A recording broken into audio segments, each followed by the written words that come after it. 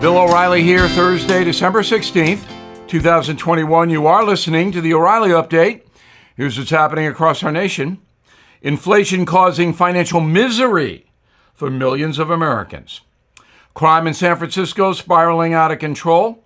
Church membership in America falling to record lows.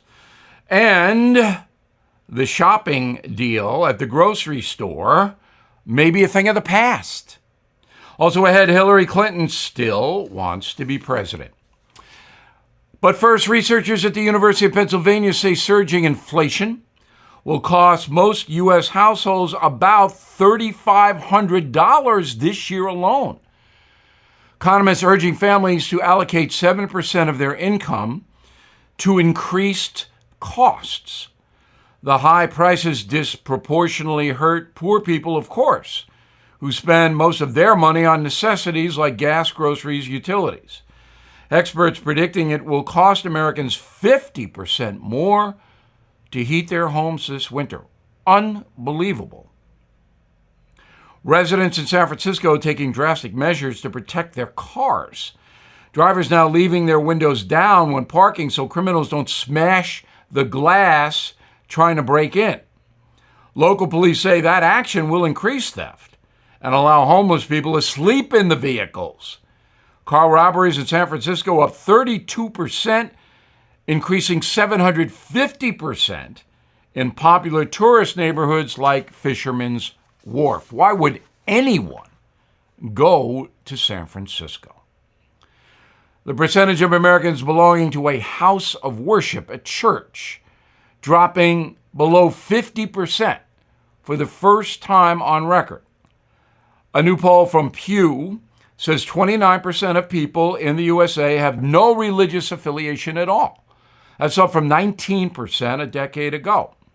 Less than a third of the public say they feel a personal connection with a higher power. 7% of Americans describe themselves as hardcore atheists.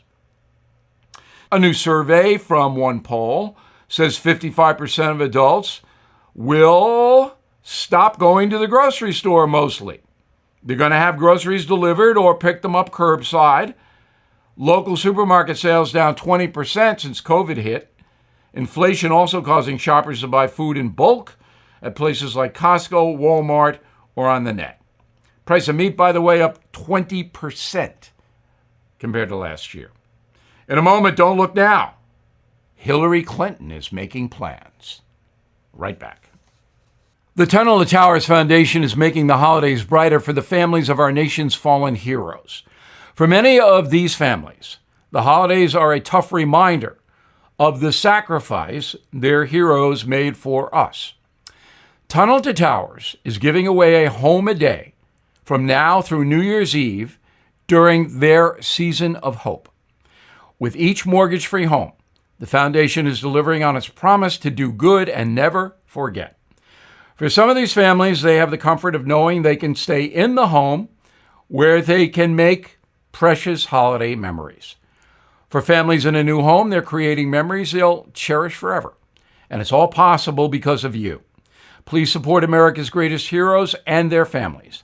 Donate $11 a month at T2T.org.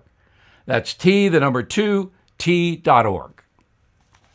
Time now for the O'Reilly Update message of the day. Any logical, intelligent person knows the Biden administration is in trouble with the voters. Very little is going right in Washington, D.C. And Hillary Clinton certainly knows that. So we are beginning to hear more from her. On December 2nd, she said, quote, Trump's effort to subvert our democracy is ongoing in states around the country. Okay, but she said that 5 years ago. So why the replay? On December 13th, Hillary again brought up Donald Trump. Quote, he seems to be setting himself up to run, and if he's not held accountable, he gets to do it again. I think that could be the end of our democracy, unquote. Now, some say the Republican Party is evil. And Hillary Clinton is one of those who are putting that forth. Quote from her, "Honestly, they have hung their spines up on the wall as they walk into their offices. They have no conscience, they have no spine." So what is this all about? Why the diatribes from Mrs. Clinton? Simple. She wants to run for president again.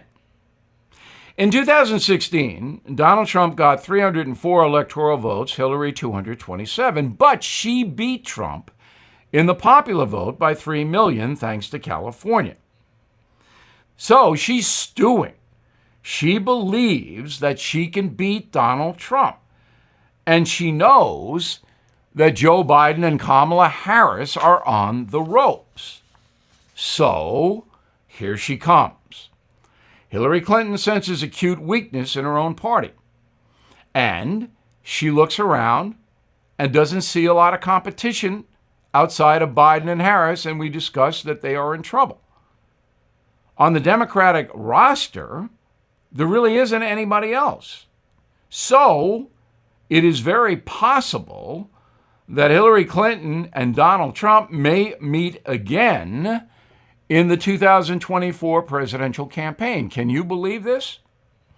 The one thing that might stop that is if Michelle Obama were to get into politics. Now, there's no indication that she will do that.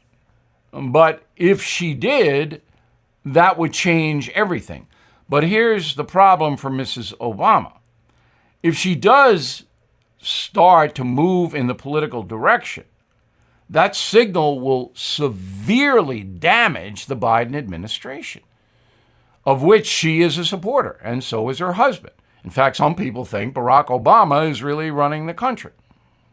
So I'm basically sitting back watching Hillary Clinton gather steam, resurface with provocative quotes, and set herself up to say, "Here I am, Democratic Party," if the Biden administration completely falls apart, which it may. I'm Bill O'Reilly. I approve the message by writing it. For more honest news analysis, please go to BillO'Reilly.com, and you'll love our Christmas store. In a moment, something you might not know.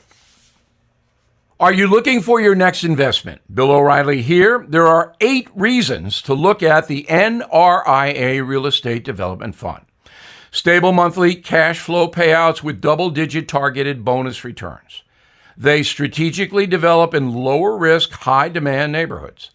Prime new construction, short on supply, and high on demand right now. Diversification and safety from stock market risk. They have a short and long-term strategy for returns today and down the road. Specifically designed pandemic-hardened buildings. They are 15-year industry leaders with a proven track record. So, if you have been sitting on the sidelines or want to diversify, start your due diligence at nria.net or call 800-800-1414. That's easy. 800-800-1414. An offer of securities is only made by the NRIA Private Placement Memorandum. Read it first. Past performance does not guarantee future results. NRIA is a real estate development firm. Learn more at nria.net. Now, the O'Reilly Update brings you something you might not know. 248 years ago today, a group of rebellious colonists in Massachusetts approached 3 British ships docked in Boston Harbor. The men, dressed as Mohawk Indians, boarded the vessels under cover of darkness and dumped thousands of dollars of cargo into the sea. The event will be forever known as the Boston Tea Party. Here is the story. The midnight raid was organized by patriot Samuel Adams. Beginning in 1773, the English crown imposed new taxes on tea and other goods that were imported to North America. When 3 tea ships, the Dartmouth, the Eleanor, and the Beaver, arrived in Boston Harbor, the colonists demanded the products be returned to England. The royal governor of Massachusetts ordered local merchants to purchase the tea So members of a rebel organization, the Sons of Liberty, hatched their plan. At midnight, 60 men wearing Indian outfits, as I mentioned, to conceal their identities, boarded the boats and dumped 350 containers of tea into the Atlantic Ocean. Outraged by the blatant destruction of British property, London enacted the Coercive Acts, also known as the Intolerable Acts, in 1774. The English Crown closed Boston to merchant shipping, established formal British military rule in Massachusetts, made English officials immune to criminal prosecution in America, and required all colonists to house royal troops, which, of course, made the colonists even angrier. The Tea Party was the first major act of defiance against London by the North Americans. It rallied American patriots across the 13 colonies to fight for independence. And here's something else you might not know. While broadly popular with the American public at the time, the Boston Tea Party was scorned by a few founding fathers who didn't want a direct confrontation with England. Benjamin Franklin demanded the Sons of Liberty reimburse the British East India Company. George Washington wrote in 1774 he was disappointed that, quote, Bostonians had gone mad. Now this. Now is the time to refinance your mortgage, and do it before rates get any higher. I mean it. I've been talking about this a lot, but only because it's important for you to know. The mortgage rates we are seeing can make a significant impact on your budget. Making now the time to call American Financing is a good idea. It could save you up to $1,000 in monthly costs, plus tens of thousands in long-term savings. You can't afford to miss out on that kind of money, especially since it does not cost you anything to learn more. And you can pre-qualify right now by calling 888-462-9557. 888-462-9557. Or visit AmericanFinancing.net. NMLS 182334 and MLSConsumerAccess.org. Thank you for listening to the O'Reilly Update. I am Bill O'Reilly. No spin, just facts, and always looking out for you.